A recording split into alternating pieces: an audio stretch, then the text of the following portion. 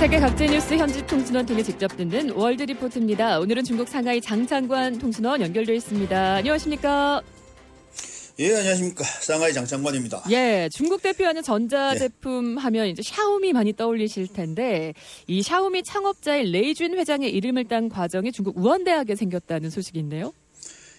예, 뭐 아마 우리 그 대구 시민들도 많이 잘 아시겠지만은 대륙의 실수라고 이런 예. 수식어가 붙어 있는 샤오미 레이준 회장이 그 모교 이제 우한대학 출신이거든요. 네. 근데 이제 거기에 그 자기 이름을 딴 석박사 이게 대학원 과정으로 이제 이게 그 생긴다고 합니다. 그런데 이제 컴퓨터 공학하고 기술 실험 연구 등하고 그런 분야의 전문 인재 양성을 위해서 레이진 과정이라는 걸 갖다가 설립한다고 공식 발표를 했습니다. 예. 그래서 이제 그 중국은 그 하반기, 그러니까 우리로 치면 2학기가 신학기거든요. 네. 그 중국처럼 그 미국하고 비슷한 같은 학기를 쓰고 있거든요. 그래서 올 가을 학기부터 이제 신설해서 한 30명 정도를 모집한다고 합니다.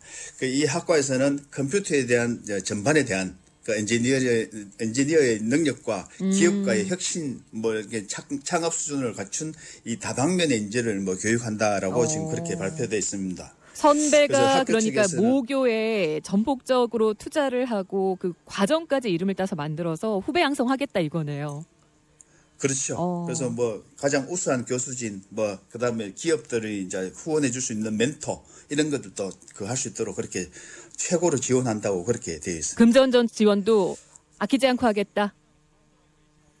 이거 뭐 이제 뭐 세계적인 그룹으로 이제 성장했으니 예. 이제 레진 회장도 그런데 레진 회장은 이제 컴퓨터 공학과를 졸업했다고 합니다. 근데 졸업 후에 이제 창업하고 6년 만에 모교에 이제 97년도에 모교에 한국 돈으로 246억 위안, 그 당시에. 246억 원을 예, 기부를 했고요. 작년에는 어마어마합니다. 중국 돈으로 13억 위안인데요. 한국 돈으로 하면 2,460억 정도를 이 기부해서 컴퓨터 공학 관련 후배들 양성에 힘써왔다고 합니다. 이 가장 큰 장점은 이제 업계 선두 이제 기업에 있으니 뭐 이제 인턴십도 할 수 있도록 해주고 뭐 해외 연수 간다면은 다 그 대주고 유학비도 대주고 학술 대회비도 이렇게 100% 지원한다고 하니까 예. 앞에 뭐 지원한 금액도 많지만 이런 뒤에 장학금이나 뭐 이런 것도 엄청나다고 합니다. 지금 한국도 대학의 위기인데 중국은 어쨌든 성공한 기업이 차세대 먹거리 산업을 위해서 대학에 이렇게 또 전폭적으로 지지를 한다는 거 아닙니까? 우리도 경쟁 관계다 보니까 그렇죠. 산업적으로 좀 걱정도 되고 파급력이 얼마나 될까 싶네요. 제가 한참 됐지만은 한 인터뷰에서 삼성 이정용 회장이 뭐 첫째도 기술이요, 둘째도 기술이요, 셋째도 기술이란 말이 생각날 정도로 아마 이 샤오미에서도 기술적으로 그런 인재를 갖다가 이렇게 많이 양성하기 위해서 엄청나게 이제 투자를 하고 그런 것 같아요. 그래서 아마 우리 이 과정을 보면서 우리나라 이제 대학이라든지 기업이라든지 이렇게 같이 상생하면서 기술 인재를 아마 키워나가야 되지 않을까 싶습니다. 벤치마킹하면 좋겠습니다.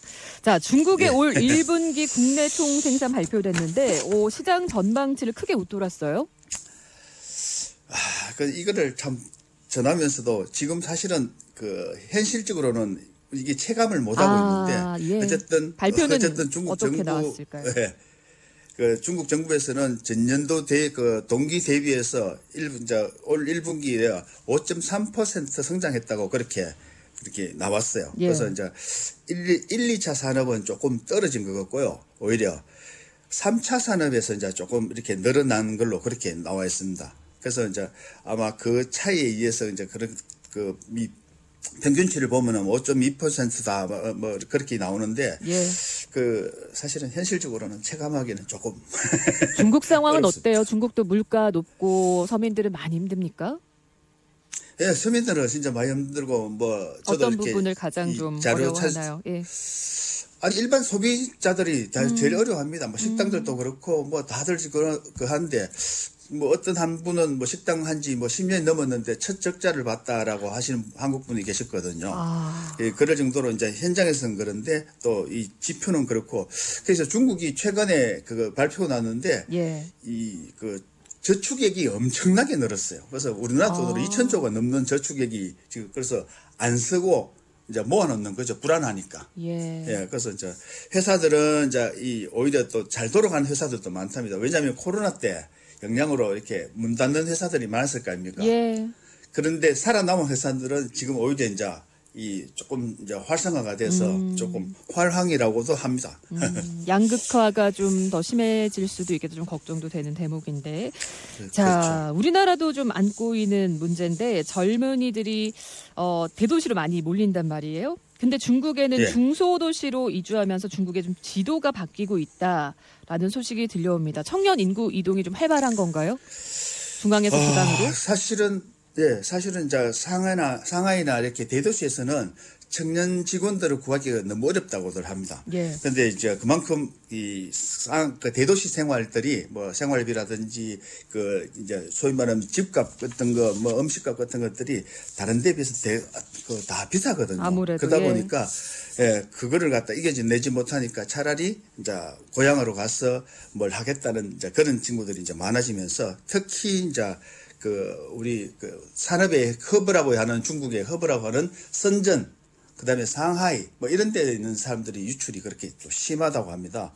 그래서 지방으로 가면은 뭐 엄마 아버지가 살고 있는 집이 있으니까 일단 예. 집값이 해결되죠. 네. 음식값도 사죠. 뭐 여러 생활비가 줄어들 수 있으니까 오히려 이 고향으로 가는 경우가 더 많아지고 있습니다.